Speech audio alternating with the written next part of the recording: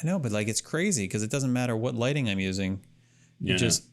It makes me, it has a thing where it thinks it's doing it right, but it didn't always do this. This is the thing though. So something changed and I must have changed something that messed with it. Actually, I think Colin did it. Right. Yeah. But I don't know what to do. I don't know. I'm just going to deal with it for now. That's a good plan. Like very white Jason. As opposed to... I'm always...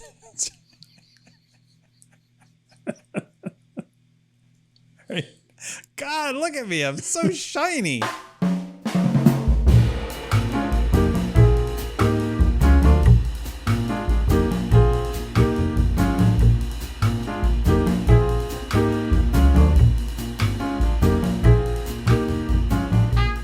And can you see the bruise? Look at that. Yeah, see a little bit. Yeah. Mm-hmm. Right there. Yep. It's green. It's great. It's healing. That's one of the things we had to learn in makeup for theater is how to make different stages of bruises. Brand new bruise versus one that's like a week old and all that stuff. It's kind of interesting. Yeah, well, yeah, it's great. It's not makeup this time. No. It's very, very bruise. convincing though. Well, thanks. That's great. Because I have a big shiny light on it. That's why. Oh. How you doing? I'm doing good. Yeah? Yeah. How are you doing? Well, I'm good. Cool. I mean, I'm fine. Can't. I mean, I could complain, but I'm not going to. Because there's always somebody who can say it's a lot worse. Well, true. That drives me a little crazy, by the way. What's that? Well, this happened yesterday when I was doing the live show, and I, made the mistake of complaining about. I was noting how crowded it was at Disney Springs, and one of the metrics that I use to determine how crowded it is, before you're even like really walking around, is where you have to park. Yeah. Okay. Right, and so I was mentioning that I usually almost always always park on level 2. I can always find a spot like level 2. Level 2 was empty, like it was like zero spots available, and I ended up parking at level 4. Okay, wow. Like to which somebody responded like, first world problems. And I'm like, and I would just be like, I mean, you're watching the show on your feel superior to. You're on Facebook using Wi-Fi or internet, the miracle that is internet, and about this dude walking around Disney Springs. Like, I think we kind of share in the privilege a little bit. Yeah, a little bit. But it makes me, I don't know. Then I'm like, oh, well, I don't know what to do. So you can't really complain. I realize that's not true. I got a lot of things. I got shelter. This also happened this week. I won't name names to protect the innocent. It's been a lot of that lately. So my Zoom profile picture is the one I use. It's the one I use for Facebook. It's the one I use for Instagram. And in it, I'm smiling. I look real happy because I was. Okay. Right. And then what happens is I show up. Like when I turn my video on, I don't have the same big jovial smile on my face. I am just me. Right? And so comments were made a couple of times about like, oh, I see this face and then and then Jason, you come in and then like it's like you don't have the same smile. Like I'm not as happy as I appear in my picture. And so the second time this happened, I responded, well, give me something to be happy about, or give me something to smile about. How about you ease up off my back a little bit, and I might smile a little more. What do you want to do? What do you want me to do? Yeah, what's that about? Like you need to change your profile picture to just be like. I did think about that, and I was like, you know what? That's too much work. I'm not. That way. I'm not. You can only go up from there. So I mean, I You're realize here that with the magic. at any given moment, relatively speaking to most of the world, I have it really great. Sure. Really great. I mean, really great. But I do know that there are some things that happen in my life, also at any given point, sometimes every day, that people would not want. Yeah. Right. And they may not even want to trade spaces or places, right? Like because of things, right? And I'm not going to get into any of those things, but you know what I'm talking about. So I just decided like I just can't complain anymore, really. No, So I think we have to put this whole show to bed. Yeah, I guess we're done. How are you? Everything is fine. Because apparently somebody has it worse than me, and therefore all of my complaints are utterly invalid. But see, the problem is, by process of elimination, there's one person on this planet who apparently can complain. Because there has to be one person who has it worse than everybody else. Process of elimination. You got the one guy, and he can complain, and the rest of us need to suck it up. Because we're not that guy. That's bull. I don't believe that at all. It's just a way to feel, I don't know, superior or more advanced emotionally or something, and it's ridiculous. Just to be like throwing at somebody, oh, first world problem, you shouldn't complain. I had to park at level 5. You know, it's like... Yes. So speaking of... It's ridiculous. Speaking of first world problems, I was traveling, as you know, to Colorado. Yeah. And 2 things happened. One was before I left. One was a lot of things happened actually. But the thing I wanted to talk about was my aspirational belt hanger. Belt hanger, yeah. I'm wondering about that one. So, and I know what I hope the second one is going to be too. But we can get there when we get there. In my closet, yes, is this. I mean, it's not just about the belt hanger. I also have. So I occupy way too much time, way too much space in this closet. Again, first world problems. I realize that. I have clothing. I have a closet that's of a large size. This is gonna be the apology show. Yeah, I'm so sorry. And so I have clothing that is organized by like the type it is and somewhat by color and so forth, and then that's like up here, and below it is another row of clothing that I really don't touch. I have that. We'll talk about that. Too. We'll come back to that. Off to the side, at the top, is the next section over are various things that I really only wear once in a while. Like there'll be the suits and things like that, but also like long sleeve shirts. We live in Orlando. Don't do a lot of long sleeve shirting. Yeah. Right. Or like that's some nice shirts, like, nice dress shirts and some nicer even short sleeve shirts, but the things that have to get pressed. Yes. Kind of things, right? I'm not the kind of person who presses everything. I know that's a great surprise to you guys. Kind of is. In this section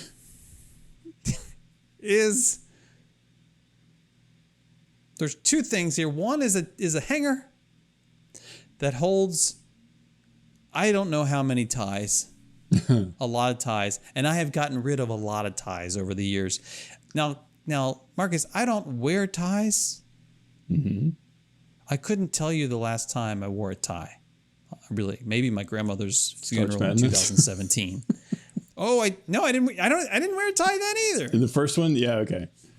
I remember you wore the V-necks, the T-shirt. You wore a tie. For the second one, I did wear a tie. You wore a tie. I wore my goofy I wore Star Trek tie. I wore like a shirt, but yeah. So okay. I just don't like it. It's like it's too constricting. So they're there. I don't know why. They're just there. Now, I is don't want this to make hanger decisions. It's emotional. made specifically for ties, or is this a hanger that you've just put a lot of ties on? It's like a that's pants what hanger I that I have put a too. whole Yeah. bunch. Yeah, I used to have back in the day, back in the 90s. I had when I was wearing ties every day to work, and even into the early 2000s, I had this really cool. It was this. The motorized thing. It was like, basically a miniature version of the dry cleaner shop, right? Where you hit the little button and then just Did you get it from Sharper Image? Promise, almost certainly. Did we have the same thing? Did it have like a little light? It also lit up, so in case you were like looking for your tie in the dark, you could Right, see and you it because it needed had to the know little what your night tie light. looked like in a very bizarre blue light. Right. I don't have a sock drawer light, but anyway. So I don't have that anymore. So that's there on that hanger. Well, next to this hanger, we're kind of close to say, is this other hanger. Mm-hmm. And on this hanger are about, I don't know, 15 belts. Wow, that's a lot of belts. Yeah. Now they're all around the neck of the hanger, so the strongest part of the hanger. So it's this bizarre sort of palm tree of belts. Yeah. But they're kind of like in order of when I wore them last. Sure, yeah. Which is also a story of when they could fit around my waist last. It's almost like tree rings. It's like it's like tree rings, but in belt form. And so I have this what I call it the aspirational belt hanger because as I peel off the layers, every once in a while, and I'm selecting the belt to like I'm going to travel. Because there's the one belt, there's like a couple belts I wear. We've talked about the dirty belt situation. I think we've talked about that. But the belts over there, that they're not on this hanger. This hanger is for like, these are either nice belts or belts that I have to try before I'm going to pack them. And so on this, I'll try it on. Like, oh, let me try this next one. Oh, let me try that. Try this. How far can we go, folks, before we reach the point where like, nope, that's not going to work. You start getting into belts that like are no longer in style, like those leather weave sort of braided belts, and then the ones that are like I love a good weave, man. Sort of a fabric type weavy thing, but it's got the leather tip on it. Yes. I'm going to show you. I feel like I need to show you. Is it wrong for me to show you the belts I'm wearing now? It's not wrong. But it might feels be a little awkward. intimate, but yeah, I don't know. Maybe I'll think about it. We'll see how this night goes. And see if I'll take my belt off for you. And I try these on and I'm like, why do I still have these? Because one day I'm going to be back in them. Right. Yeah. And same with, that's the clothes. So the clothes are on that lower level. Those are clothes that I just don't feel comfortable wearing yet. I wouldn't say they don't. Some of them just don't fit. Right. See, the just don't fit clothes, they're in a different section. They're in a section that I kind of review like every couple of years. Mm-hmm. But they're still there. I even have like them. I don't know. It doesn't sound like this is too odd, though. I feel like you are. No, I feel all of this. Okay, good. Except I don't have as many belts. I've got like 3 belts. And I'll tell you why. Because I can't do the math. You don't grow wide. You just well, you always no, look the same. I do actually, but I can't do the math to buy a belt, because if your waist is say a 36, that's exactly the belt you don't buy. You have to add, because it's not 36 inches long, because it's got to overlap. But I don't know how much it's supposed to overlap. And then trying a belt on in the store is humiliating. weird for one.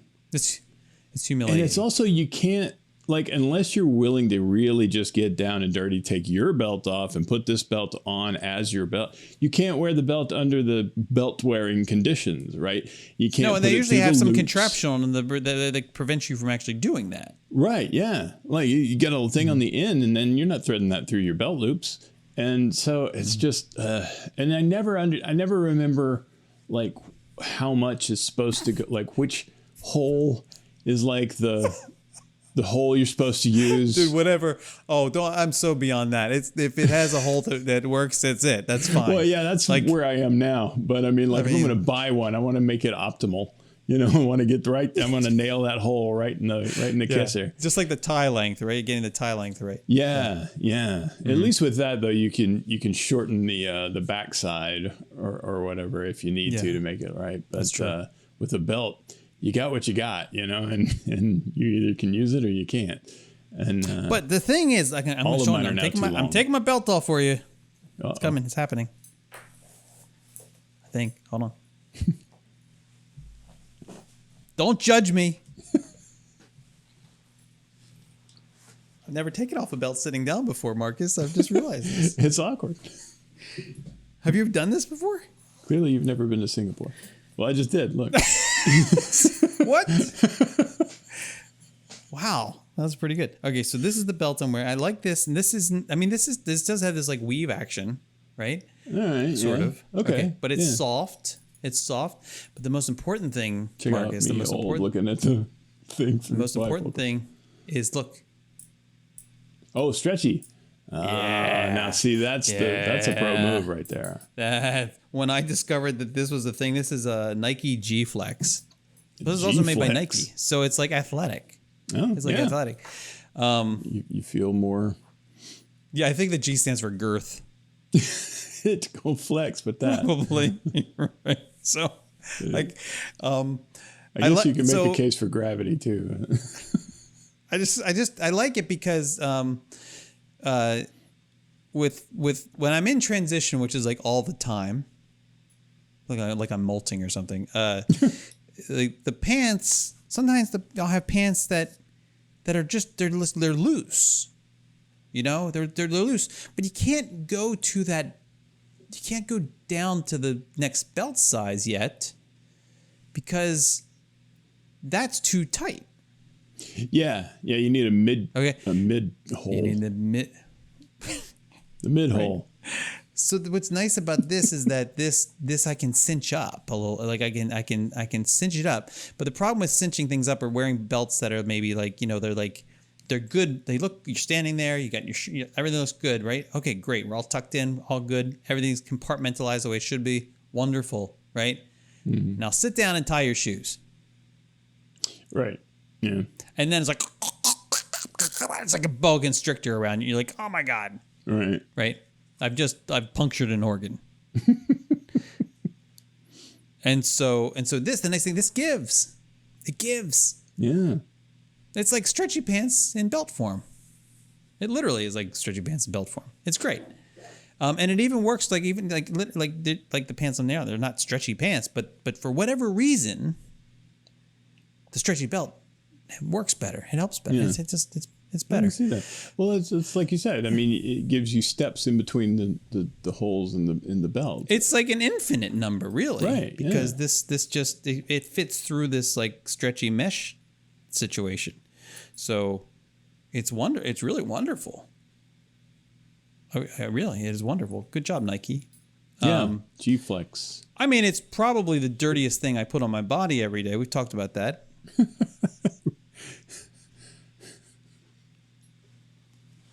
I mean, yeah, we did.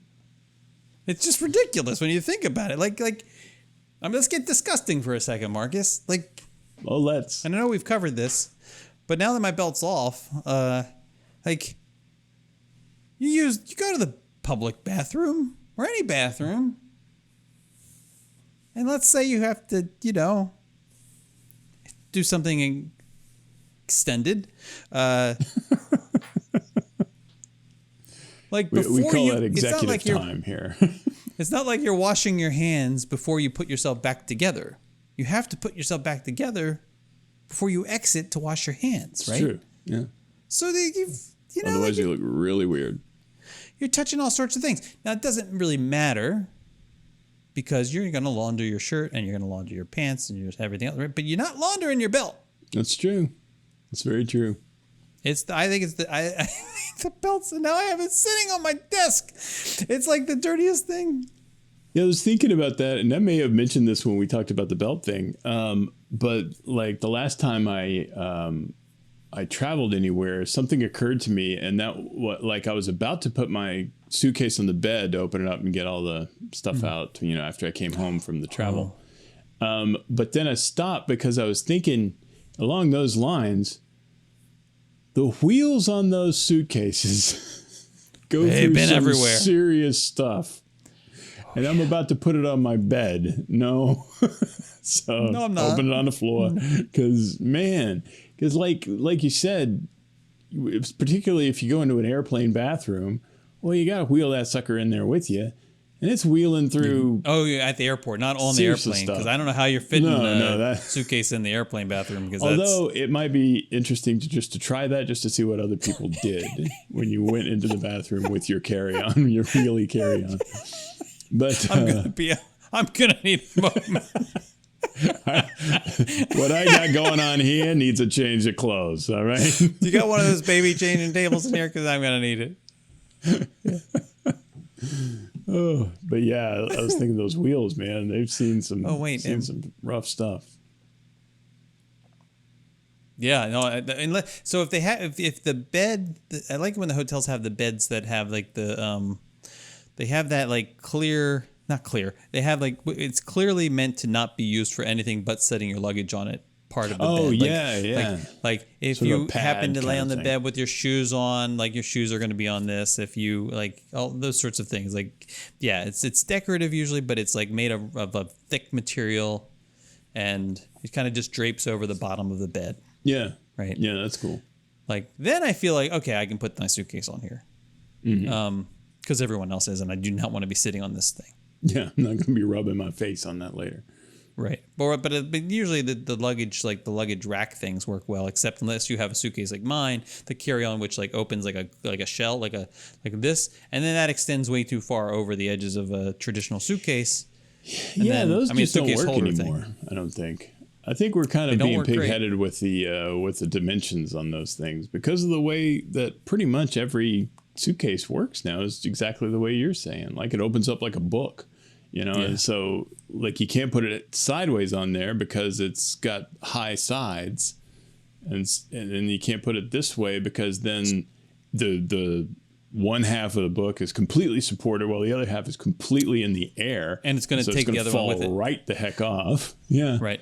Yeah, those things are like worse than useless because they're also in the way. So yeah, I think we need to hang it up on those things.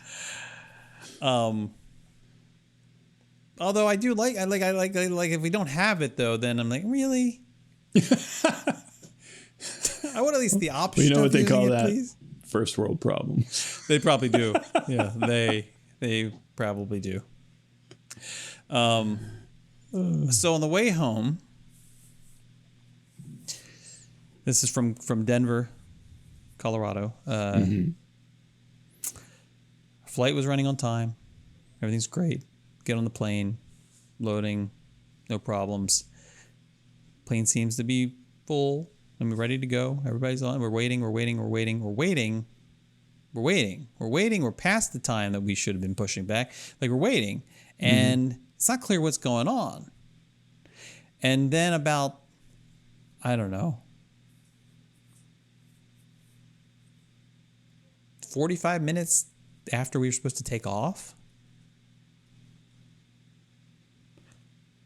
a passenger comes on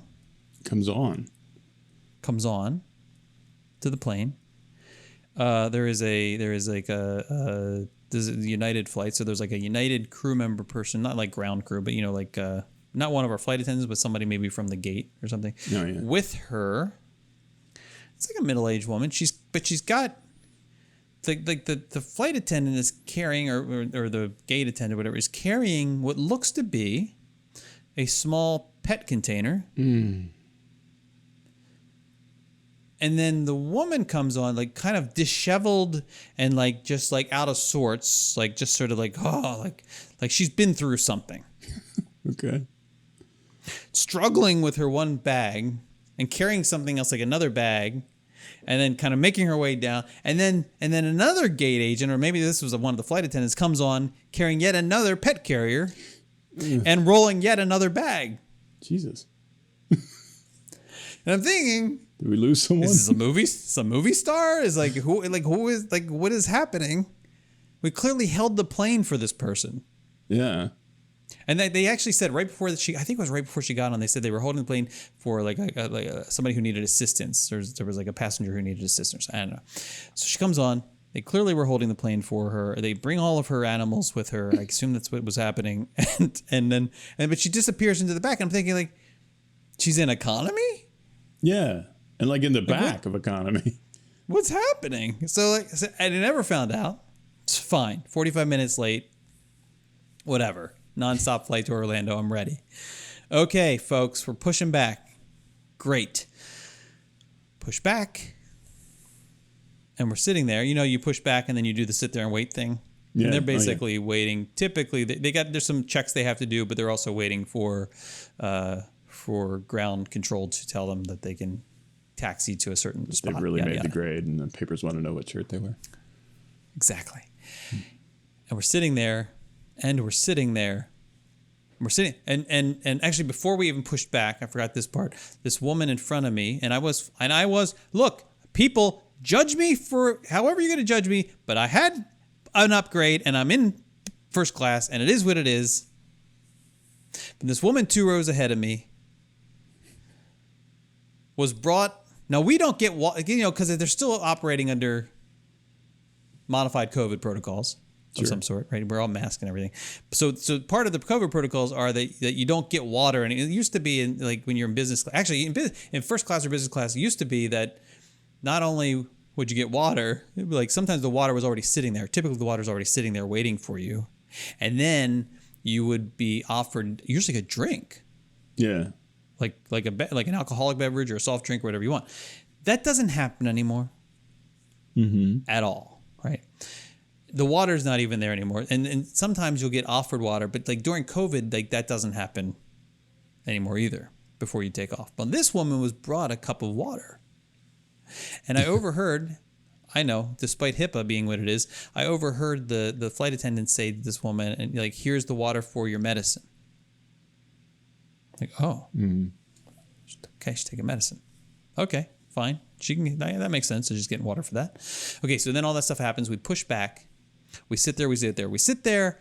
We're sitting there even longer. I'm not really paying attention because the other thing I have to tell you about is happening also. And then, and maybe I should tell that to you. This person sits next to me in the beginning of the flight. He sits next to me, older man, like probably 70 years old-ish, who proceeds to talk to me. Which right away, I'm like, oh, dear Lord in heaven, hallowed be thy name. Please. This is Colorado to Florida, so you're in for. And he's sitting there, and his wife is. These are aislers. I call them aislers. They're people who get the seats on one got one aisle and the other got the other side aisle, right?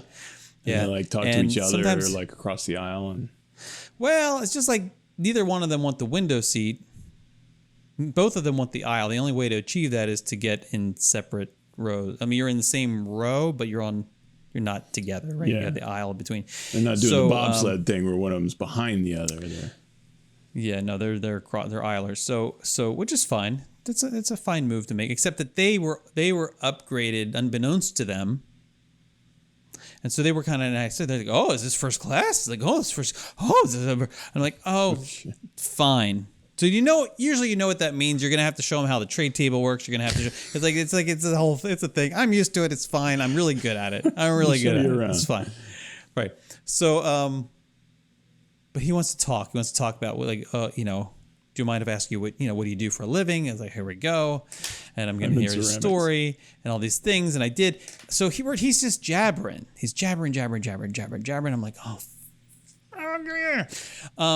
this plane is not moving. And then they come on. Oh, no, then I noticed that the woman who had received the medicine is now standing up at the front.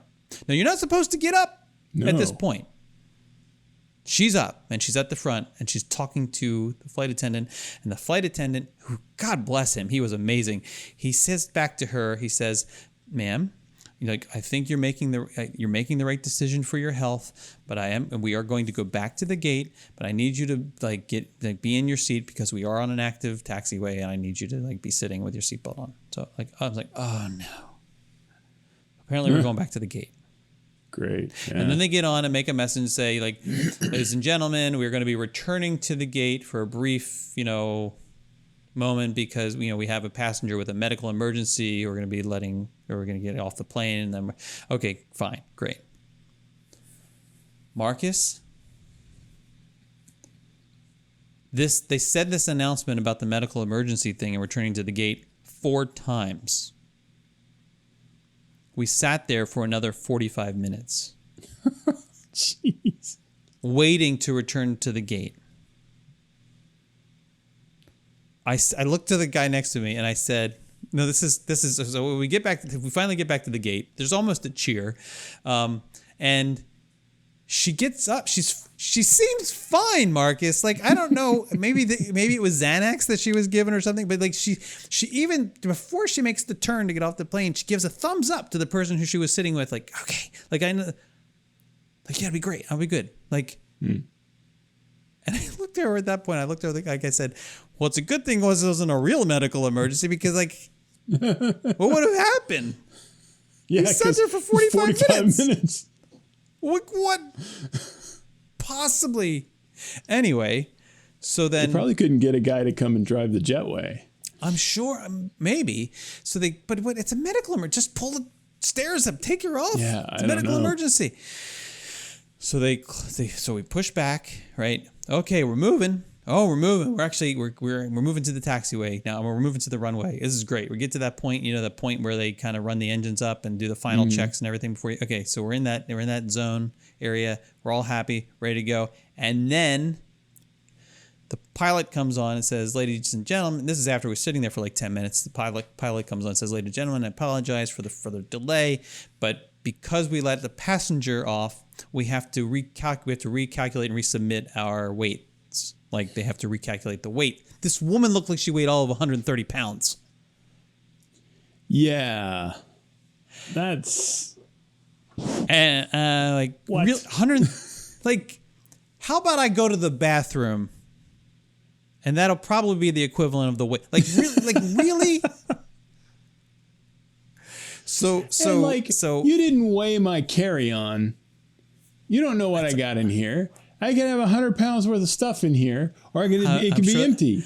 You don't know. I'm sure it's a box. The box they have to check or something. So we sat. So we check sit the there. Box. Marcus, we sit there for another 30 minutes.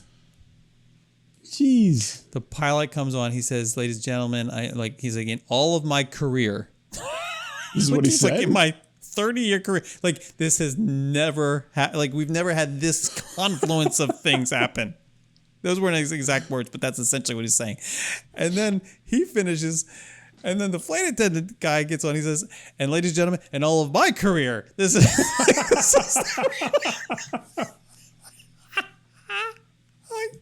It's incredible, and so that's why I sent you that message. I sent you that message from the plane. Yeah, and you can't even say what it is because you'd have to bring Patrick in. But it was like, this is the weirdest flipping flight. Yeah, and I haven't even left the ground. Yes. Oh my god, that was crazy. I knew some because you had mentioned already something about the flight before that. It was kind of like this optimistic thing of there's one weird thing about this flight that I want to tell you about. And then you sent that. And then clearly a bunch of other stuff happened also. And then you're like, well, never mind. What was it? Well, I'm thinking of Airborne IT guy. Because that's the guy. And the worst part, and I don't want to get into politics or anything, and I won't do that. But let's just say we were not on the same ends of the spectrum politically. Okay. But what I found is that there's this assumption that's made when you're in first class that of course you have a certain persuasion. Right. Which I'm not. Right. Let's just put it, that's all I'm going to say. And so, but me, like, we've talked about Rob. Yes. Like, I'm not going to sit. I got to sit with this guy for 3 hours. I'm not going to be in a political argument with him for 3 hours, right? So I try to thread the needle, Marcus. I thread the needle as well as I can. I don't say anything that I don't actually believe, but I also don't. I try to lead the conversation in a direction. And at least at one point, he has a certain news channel on, and he says, "Oh, I can't watch this stuff. It makes me angry." Like, I'm like, "Well, turn it off." Yeah. So he does. But he started. So at some point during the flight, he did doze off at one point. He dozed off, and I was like, "Oh, thank you, Jesus! Thank you, Jesus! Not just for keeping us in the air, but for making him tired."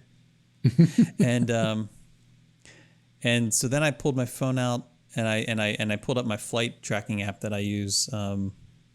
The one I like to use is called Flight Radar 24. Okay. And, because it shows, it just gives much better information than you get off the little screen thing. And I'm a little bit of an aviation nerd, so I'm looking at the type of plane, how old it is, and how fast, what's our ground speed, what's our air, yada, yada. Anyway, he wakes up. He sees this. Oh. You're connected to internet. Oh my goodness. He pulls his phone out. I kid you not, his iPhone 6. He pulls his iPhone 6 out. I know this because he told me it's an iPhone 6. And he proceeds to try to open Google Earth. Now, Google Earth, not only does it typically require internet access,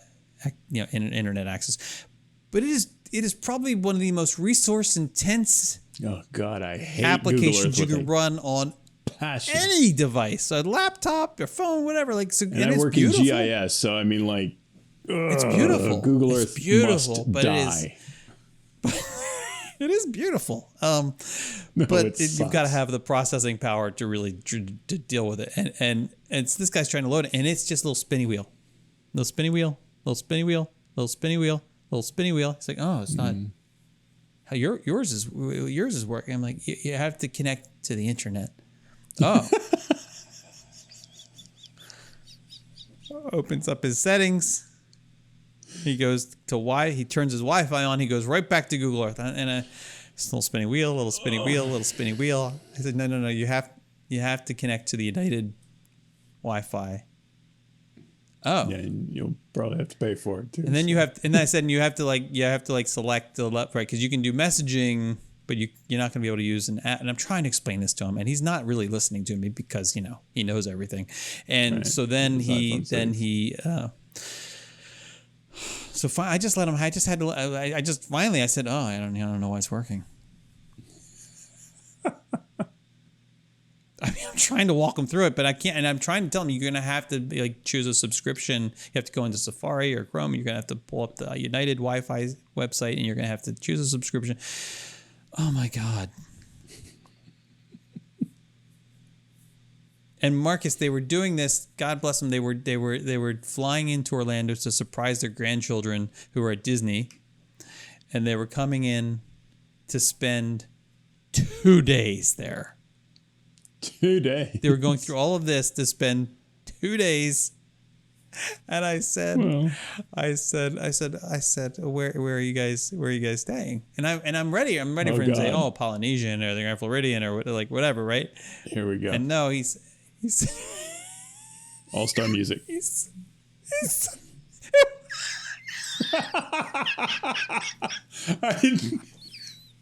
No way.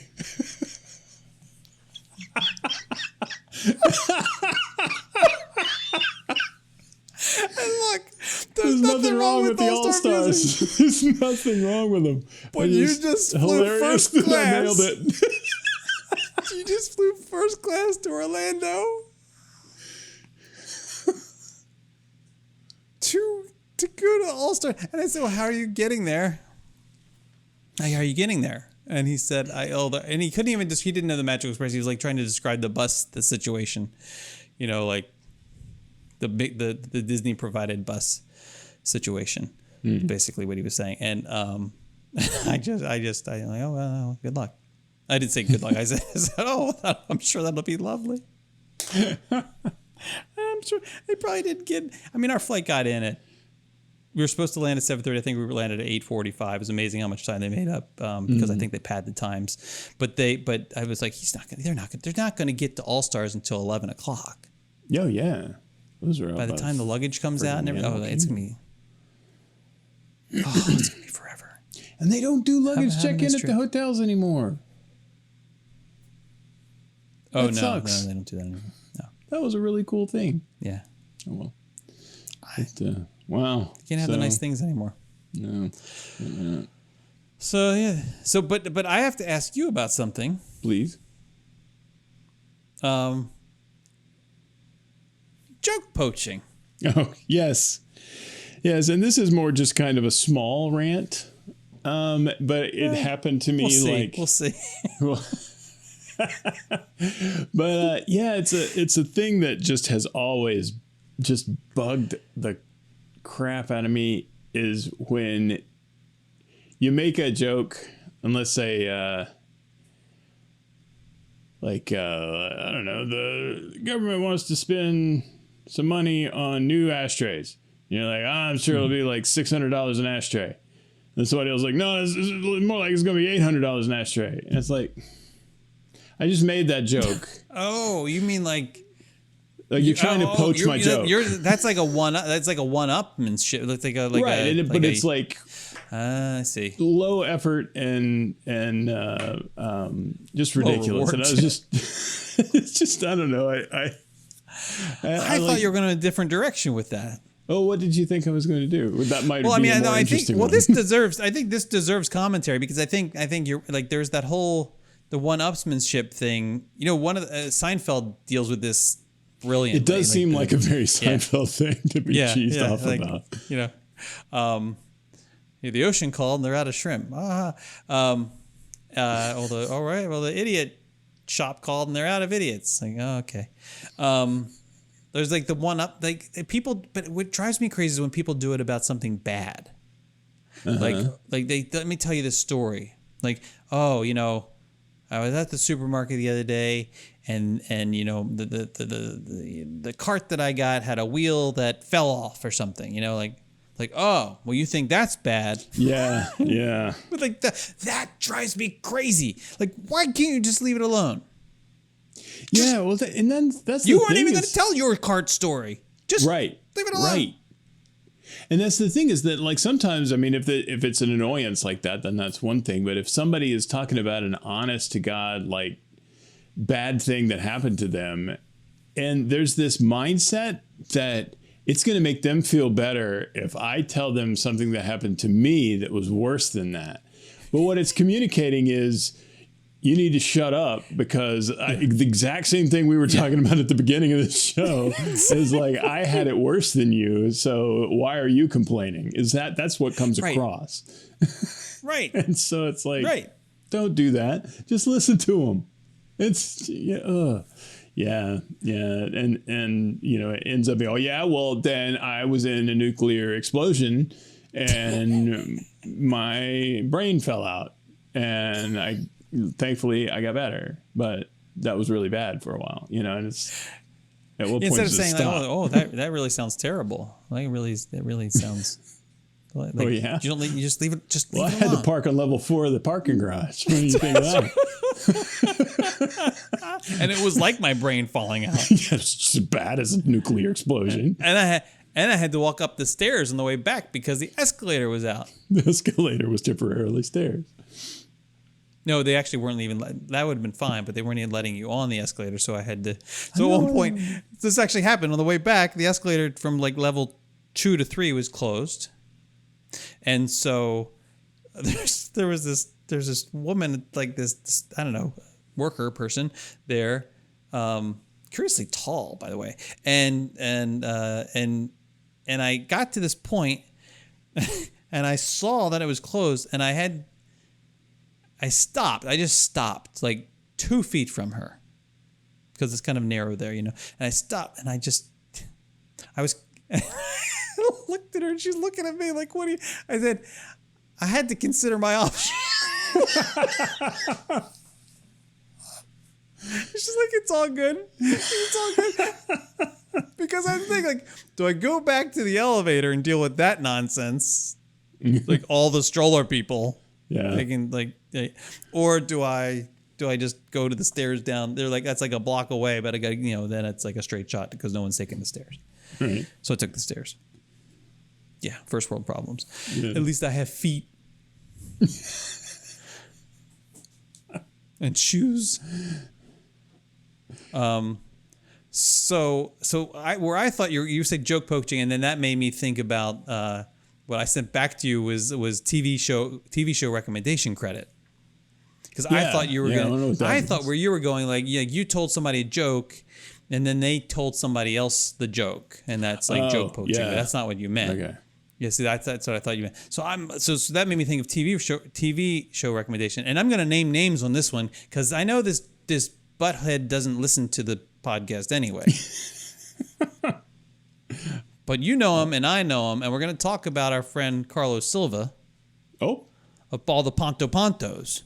Yeah. I love the guy like a brother. Mm-hmm. Even though he's more like an uncle because of his age. And he doesn't listen, so I can say that. But he... So okay. Legitimately, one time this was funny. But beyond it, it was just annoying. Because, so... For the longest time, and by the longest time I mean like maybe a couple months, he was encouraging me to watch the show Drive to Survive on Netflix about the F1. Formula 1 show. It's right? it's the Formula 1 show, right? I'm like, okay, whatever, blah, blah, blah. Anyway, at some point he says it again, and I'm like, okay, I'll watch it, which I did, and I loved it, right? And so then I proceeded to tell other people about it. Mm-hmm. Oh, you should watch this. You should watch this. There's another show that he also suggested I watch at some point around the same time, and that was Stanley Tucci's. It's called Finding Italy. Yeah. Yes, right. Which I watched, and then I recommended it to you. I recommended it to Kristen. I recommended other people. Right. It's a really good series. So I think it's like CNN or something. It's weird. Yeah, it was. So time goes by. I mean, by time, I mean like maybe 2 months. I'm at dinner with Carlos and his lovely wife, Candida, and we're sitting there, and we're sitting at dinner, and I said to him, oh, have you seen this documentary? Finding Italy. And he looks at me, he's like, what the hell's wrong with you? Like I'm the one that told you. I was like, oh yeah, that's right. You're right. But I don't know. I've been right. I recommended it to people. It's really good. He's like, I told you. I was like, and he's like, and then F1 and the Formula 1. I watched that anyway. It becomes a history lesson of all the things. So right.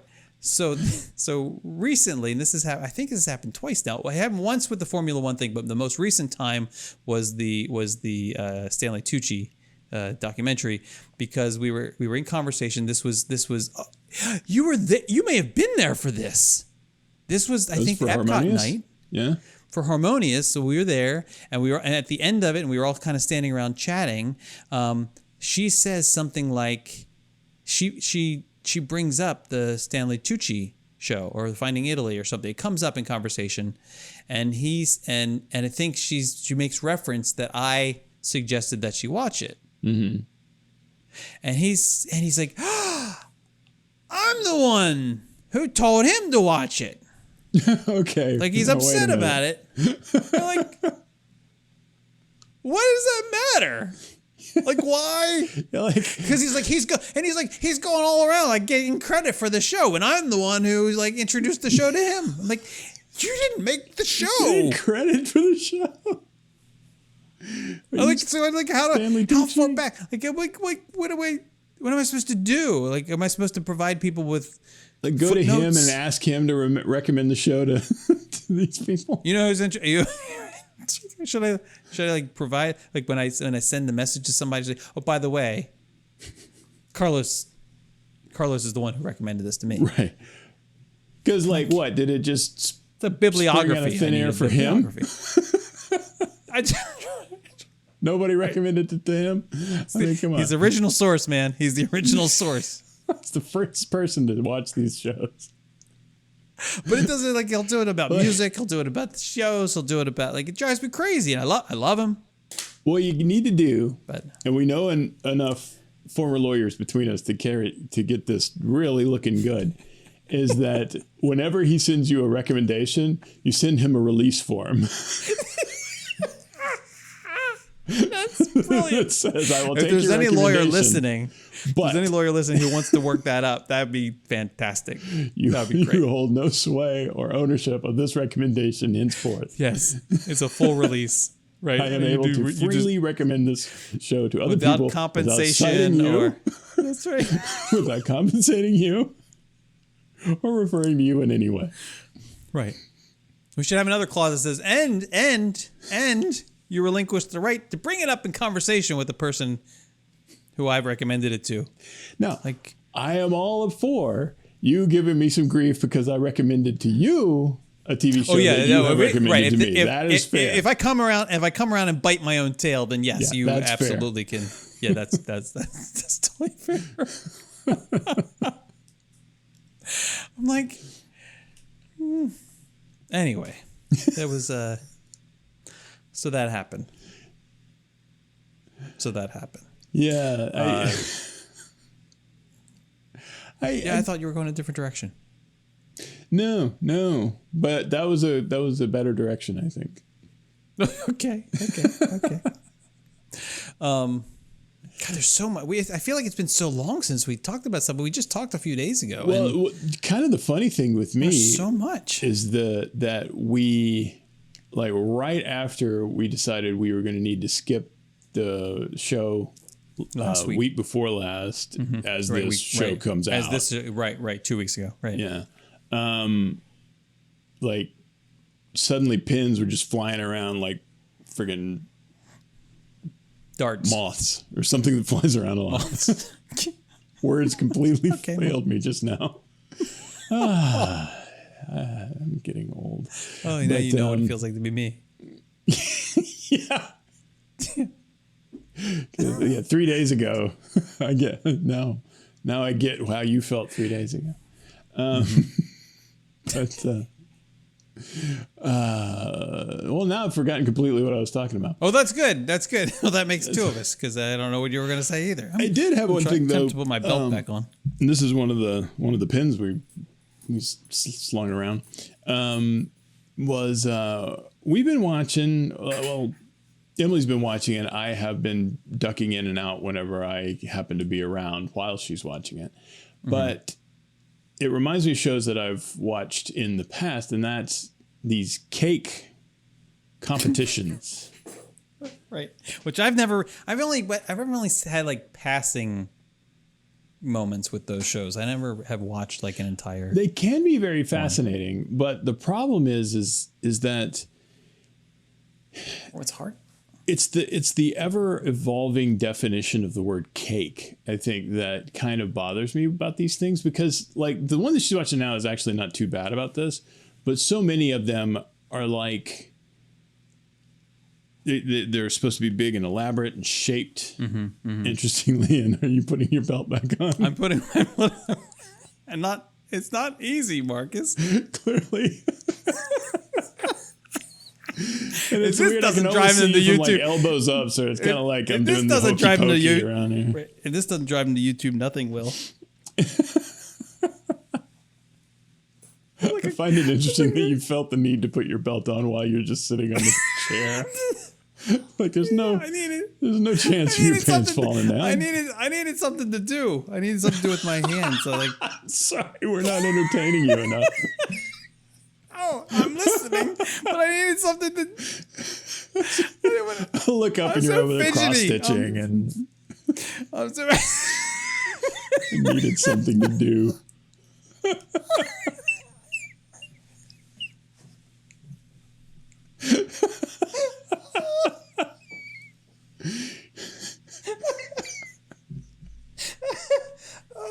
That didn't come out right. Okay. so okay, we're watching. It wasn't that. We're watching people make cakes. I've been trying to read this book all night, and you keep talking. Oh my God, that's another thing. With the guy on the plane talking while you're No, it's just another pit. We won't have time for it today. Guess not. But Lord have mercy. But so you're watching the cake show. Yeah, and it seems so anticlimactic now. But it's hilarious how like down the rabbit hole we get with these cakes, because like it's almost like there's a little bit of cake and the rest of it is like Rice Krispie treat and Play-Doh and wood. And it's like so there's not like, it's not like everything's edible. Well, I mean, I guess sort of, but I mean they start sticking dowels in there to hold stuff up, and then they stick more dowels to hold up those dowels, and half the cake ends up being wood, and it's like, and it was just it's like, well, then why aren't we just making sculptures then? Right, and then like maybe put icing some on them. Yeah, put some icing on there. Yeah. So that like if you it's wanted moist to enough lick cake, it, you can just squeeze the cake around the Yeah. But it's one of those things where it's like this is ridiculous. This is not. If I bought a cake, if I bought a slice of cake that had that much Rice Krispie treat and fondant, for the love of God, and freaking Play-Doh and like a dowel sticking out of it, I would be like calling the health department. It's like, I want a cake with a Greek philosopher in it. No cake with Play-Doh in there. Well, I don't know. Like, I never have been drawn to those shows. The cake competition things. Yeah, I like food. Any kind of cooking shows. You do like those? Yeah. I do like those. Yeah, I like it when they like say, okay, here are the ingredients you have to work with, and then like make something. I like those shows better than the one where everybody has to make the same thing, and then they're like comparing that. I like it when they have to be kind of creative about it. And well, the cake ones are ostensibly creative, but I know they're very creative, right? They're very creative, but it's right. It's for like a really why, right. Okay, the one thing. Do we have time? How are we doing for time? Yeah, we're okay. We're good. We're normal. Yeah. Well, we can go that far. So when I'm watching television, I don't like to be interrupted. I don't think anyone does, really. And I don't mind so much like when people are if you're watching a show that neither of you have seen for the first time, and someone wants like, what is he doing? Why is she doing that? What is happening? Like that kind of commentary doesn't bother me. Actually, I know there's some people who hate that. Right. Sure. And hopefully you know that going in. Right. But what bothers me is when someone walks into the room, or even if they're sitting in the room, and they begin to talk about something completely unrelated to the television program. Yes. Now, older people like they kind of like they'll be sitting there and especially if they're on their phones at the same time. Like, oh my God, my in-laws don't listen to this, so it's fine. When they come to visit, God bless them. When they come to visit, on Facebook, they will invite them. They're on Facebook. They do not do that. When they come to visit, they will like they're on like Facebook all the time. Really? And scrolling, and then they'll start talking about things, or my mother-in-law will or like show my father-in-law something, or vice versa. Like, oh, look at this message, or look at this thing, or look, and it's not like it's bad stuff. It's just like stuff, but they're constantly like that's their portal to the world. Uh-huh. But then they'll start talking about stuff. Like, I'm watching the news. Yeah. Like, Can't you see we're doing something here? Have you met me? Particularly like, I can't tune you out. So that happens. That's one thing. The other thing is like when somebody comes into the room, this is usually my kids. They'll come in the room and they'll start talking to me like about something. They'll even ask like, "Oh, so what are you watching?" Like, "Oh, or what, oh, you're watching this thing." And like start talking. Stop. And I'll pause it. Yes. And give them the look and like, "Oh, I didn't. You didn't need to stop it." "Oh, but I did." Yeah, that's not your call, buddy. you want to have a conversation now. Or Henry, I love him. He'll sit there and he'll stand there and he'll just like hover, like kind of. He's not committing to being in the room and watching the show with me. He's just going to hover. Yeah. And stand there for a moment. And I'm like, I can definitely see that bothering you. "Can I help you?"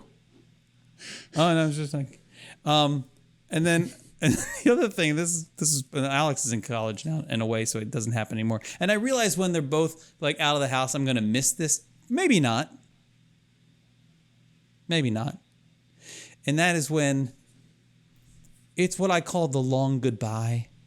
And it's when they'll say goodnight, and I will, and it's God, I'm such a terrible father in this way. I'll pause it. Like, okay, we're good. Are we doing the goodnight thing? Are we like, is this really happening? No? Okay, let me know. So we'll do the good, because we'll give a hug, good night, blah blah blah. And like we have a very lovey-dovey relationship, and then Clearly. He says good night, and then he'll go to his room. And I don't know why I'm like this, but then I'll start watching the program, and now it's almost like everything loosens up a little bit, Marcus. You feel confident that there will be no further interruptions. I think that's what it is. Yeah. I'm like, okay, Michelle's asleep on the couch, great. Dogs are asleep in the corner, fine. Home free. The kids are in bed or in college, great. Okay. Got the kids in college. Now I can watch TV. Wonderful. Oh, loosen the belt. No, don't loosen the belt because it took forever to put it back on. Yeah. And so then what happens is he'll come back out of his room to do something. And maybe it's to go into the bathroom, maybe not. Like but I'm always listening. Like, okay, what's happening? Is he actually going to bed? Was that just like a test? And this happened last night. And I was up extra late because Michelle was at Boo Bash, so I was staying up until she got home from Boo Bash, which was like well after midnight. And Henry had gone, he had gone to bed much earlier, obviously, but he there was almost like 2 good nights and one more like trip to the bathroom, and then when I thought it was all finished, I like to jump out of my skin because I hear this clink clang clang clink clang clang clang clink clang clang clink clang clang clang clang clang. It's a lot of clangs. And my initial reaction, whenever I hear like noise like that, like something's falling, something's crashing, it's that Sophie is trying to counter surf and is getting a hold of something and knocking stuff off the counter or whatever, right? But no. Henry, back in the kitchen for his encore performance. And he is filling his metal water bottle with ice. With ice.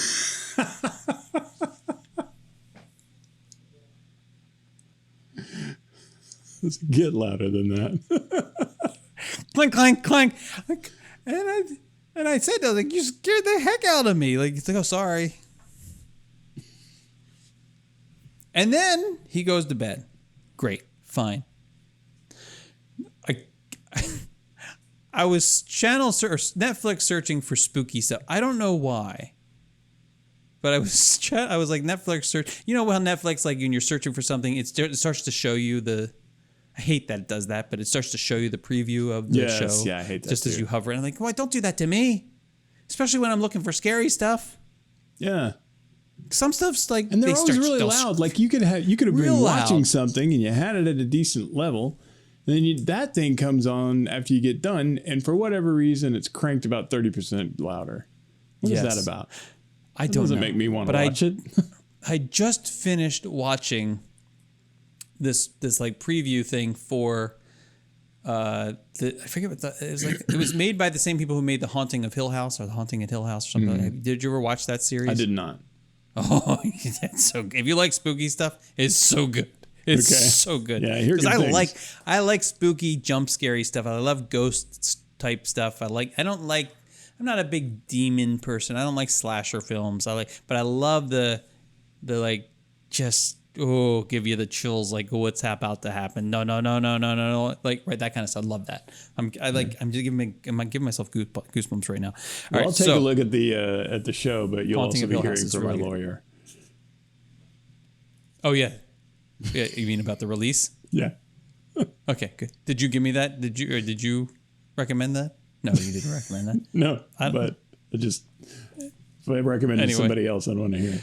Oh yeah. I'm with you. So I just finished watching that, and I hear. I mean, I tried to make a noise. I don't know if you hear. I hear this. And could you hear that? I was like, yeah, it's like a kind of a knock. Like it's like a knock, like just to chew, like. Yeah. But Marcus, I hear it. I'm sitting in this chair that's right up very close, like inches from the sliding glass door to our lanai. What I hear is a knock on the sliding glass door. Ooh.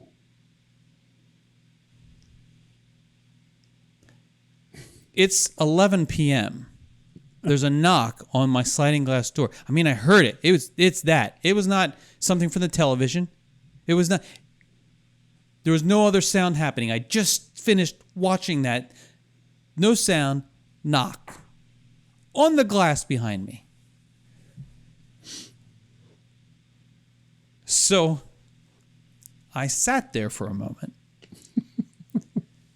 And because I needed to consider my options. Right. And I'm thinking, well, someone's on the lanai, potentially, and just knocked on the glass. So how am I going to react to this? Like, because I know I know it's locked. I know the sliding glass doors. I know it's locked because I'm good about that. And my dogs didn't wake up from it, so that also freaked me out a little bit because usually, I mean, they would be very on top of that. And so I said, I was like, Alexa, turn on lanai or turn on the pool lights, or whatever. And so that turns the lights on out there. Right. So I let that happen. I listen to see if there's no noise. And so I turn around and I'm like, oh, please, for the love of God, do not let there be someone standing there looking at me because I'm going to lose it. And I turn around. There's no one standing there. That's why I had the lights turned on first, because I don't want to turn around and stare into darkness and then see a figure. You're like, no. And I'm like, okay, what is that? And then I looked and I'm like, oh, you got to be kidding me. Sophie, the Aussie, is who's always hot, is laying on her back, spread eagle, because oh my God, it's so hot, with her foot up on the glass. So, and I look and I'm like, are you kidding? And she moves her foot again, and it makes like it's her little nails. When she rested her foot on the glass, it made the little knock knock sound. I'm like, I'll take the ice cubes over that. That was just spooky. That's like such a scene from like a young adult Goosebumps kind of like story or whatever. It's like, oh, what's the noise? Oh, it was just the branch from the tree scratching on the window. It's like a Scooby-Doo kind of thing going on there. Yeah, and then the clown's under the bed. Yeah. Mm-hmm. All right. Well, I was thinking about this the other day. I was like, we need to have some kind of spooky story tell thing again for Halloween. Well, last year we had your basement. I know. I don't that. I mean, there are other things, but we talked about my basement, but we also talked about the haunted house that I house sat for, right? We talked about that last year. Mm-hmm. I think so. Did we? Yeah. Did we not? Or did I think so. I think we did. We did, right? Yeah. We talked about Black Aggie. I might have to go back and listen and find out. Oh, Black Aggie. Yeah, that's. Yeah. So we're gonna have to find. Yeah, I might have to dig into the vault. Hmm. Yeah. I don't have a lot of spooky stuff that's happened to me. Really? Yeah. And I'm from Arkansas, so maybe maybe you're just not tuned in. Could be. I don't have the gift. Can't see beyond. Oh, I do have something we can talk about. We can talk about the Exorcist house. That's something we can talk about. Exorcist house. Ooh. This is the first time I've ever put a pin. Like I'm pinning something in the middle of a show. In the show. Yeah.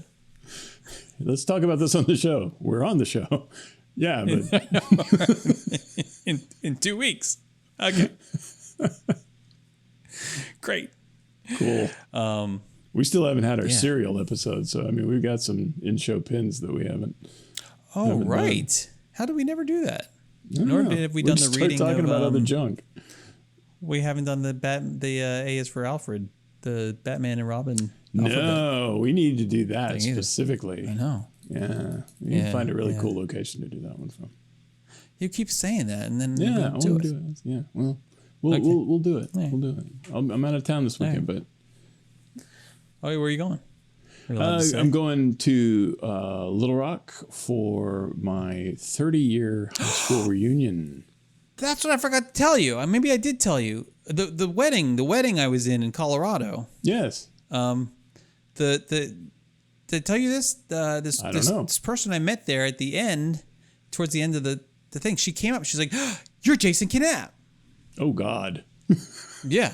I'm like, yeah. She's like, I've heard so much about you and all these things, and I never met the person. She's like, and LinkedIn keeps telling me oh, you should friend this person. She's like, do you know this person? Like, well, I know of him, but I don't know him. She's like, now I can friend you on LinkedIn. I'm like, yeah. LinkedIn doesn't tell me that about you. Am I not as close to you? But we're probably already friends. We're probably already friends on LinkedIn. Probably already connected. I don't pay attention to LinkedIn at all. So it's the worst social network. But she says, I don't know how this came up, but she was explaining what her husband does. Maybe I was asking about where she lives and she wants to live somewhere else. Anyway, and her husband, she was explaining, does cable telecom stuff. Okay. And I was like, oh, is his, I think maybe they live in Minnesota or something. And I said, or somewhere in the Midwest. And I said, oh, is that where his company's located or based? And she's like, no, his company's actually based in Arkansas. Right. I'm like, okay, wait a second. You're in this industry and it's based in Arkansas. This has gotta be Marcus's company. It's gotta be. So I gotta figure this out. I gotta find out. Yes, you need to find this out because the weird thing is 2 people in my department live in Minnesota. See? Okay, so you got to tell me their names because it's probably easier for me to track that back. And I know one of them listens to the show because. Oh, good Lord! This is a shout out to Melissa, but. This is a husband. This is the husband. So I don't know. So it's good. I don't even know because the other guy that's living there. Well, he's not even living in Minnesota anymore. But he did at one point, just recently moved. But his name is Derek, and he is married, but I don't know that he's even aware that I do a podcast. No, I don't think, they didn't know about the podcast. Oh, okay. She didn't know about the podcast. Oh. She knew about you at all. She knew me. The podcast didn't even come up until she said, "Oh, my husband's company." She was like, "They're this cable telecom thing, whatever," and they're based in Arkansas. I was like, "Wait a second, this has got to be the same thing." And I said, "Well, funny thing is, there's this podcast I do with this guy who I think maybe we work for the same company, maybe in the same." Yeah, and yeah. So I told her your name. I said, well, ask him if he knows this person. But then I didn't. Then we flew off in our different directions. And yeah, huh? That's right? very interesting. Yeah, because my company works closely with another company that is a telecom company based in Little Rock, but if it's not one of those two, then I don't know what it would be. If he's I'm looking to see if I have any requests in my network from people who. No, I don't see any. Oh wait, I have 29 requests for content. Okay, well, yeah, I don't know. I'm not doing that now. I don't pay attention to that thing at all. God, I hate that. I don't know what it is. It's LinkedIn, just like. Bleh. Yeah, it's a lot. I have to sort through it all. I'll try to find out who it was, but maybe you. Yeah, if you have the person, if you know, as you said, it's we won't give last names here, obviously. But, yeah, send me the info and I'll try to back channel it. Cool. We may not want them listening to the podcast, so there's that. There's that. Let me see what their job title is, and then we'll figure out if they need to watch. Hopefully it's not salesman. We've had some things to say about salesmen before. That's true. Well, I don't know. Maybe it'll make them better. Maybe it'll make them better people. It's okay. Yeah, keep believing that. It's tough love. We're going to call it podcast. I think that's what salesmen are looking for too. Is recommendations on how they can be better. They love Marcus. that. They love it, especially from non-salesmen. They love taking advice from non-salesmen. We'll get right on that. Preferably screamed at them over a cell phone while they're in an airplane.